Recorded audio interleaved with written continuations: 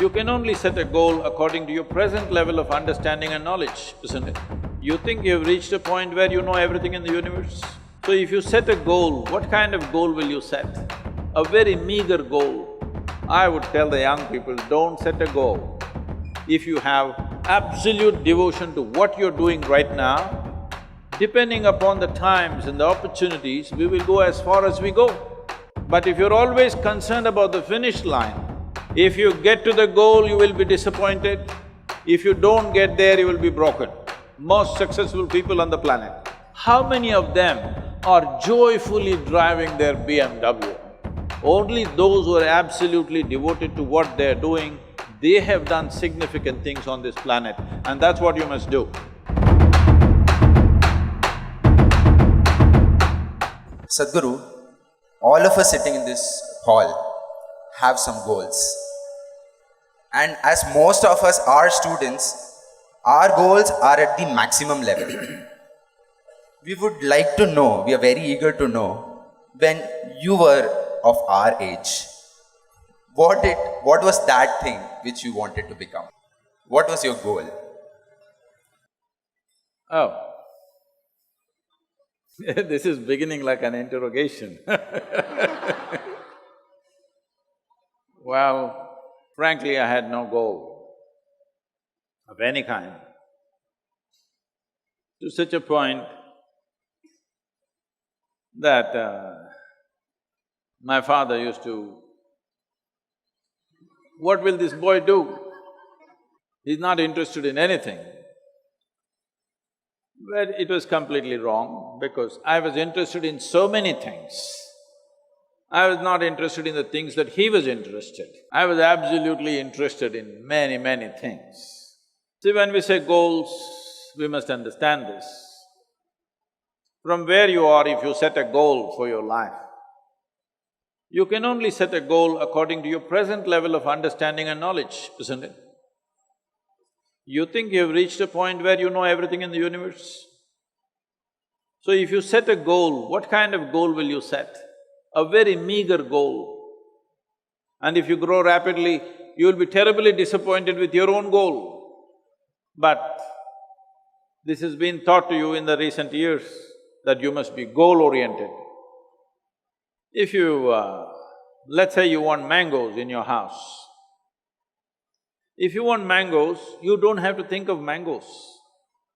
You have to think of soil, you have to think of manure, you have to think of water, you have to think of sunlight. None of them look or taste like mangoes. But if you take care of those things, mangoes will come. But suppose you have a strong desire for mango, but you did nothing about growing a mango tree in your home, you will want to steal it from him, if he has. Yes or no? So if you have goals, what you're calling as goals is just your desires. And your desires are just an outcome of the kind of thought process that you have right now. The kind of thought process that you have right now is only dependent upon the sort of data that you have collected right now. In 20 years' time of life, what kind of data do you believe you have gathered to set a goal for life? Not necessary. So, this is something that I'm bringing about. Recently, every year we have this business, we have a business event in the month of November. Many business leaders come, all the top business leaders have been there. 200 CEOs come every year to train with us for 4 days.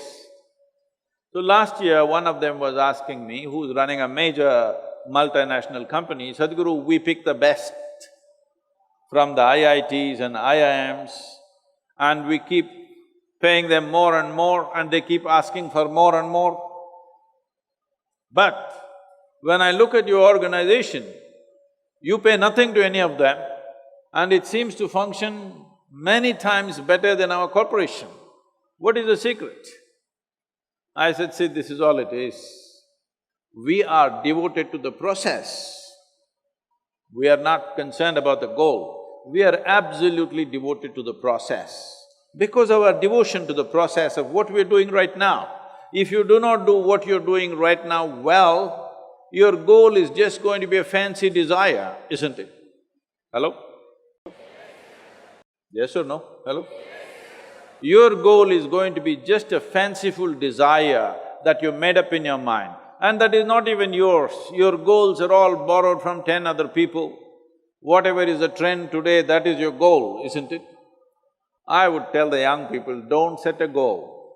If you have absolute devotion to what you're doing right now, depending upon the times and the opportunities, we will go as far as we go.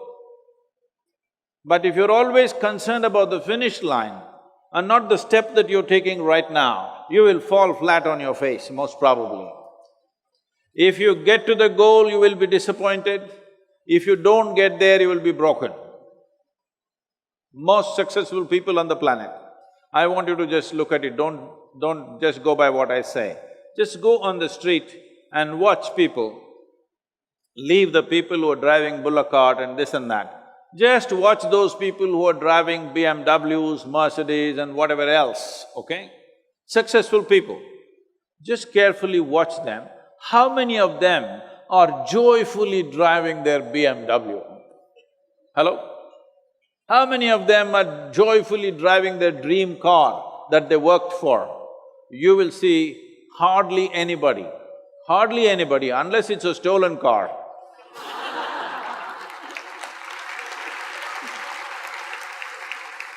So, those who have gotten to their goals are disappointed.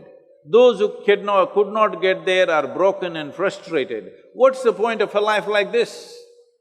Your ability to do things is enhanced only when you're absolutely devoted to the process in which you're involved.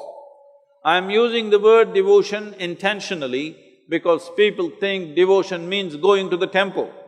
You tell me, in any field, any arena of life, sport, art, music, politics, spirituality, you name it, whatever you want, academics, has anybody reached any significant levels of achievement without being devoted to what they're doing?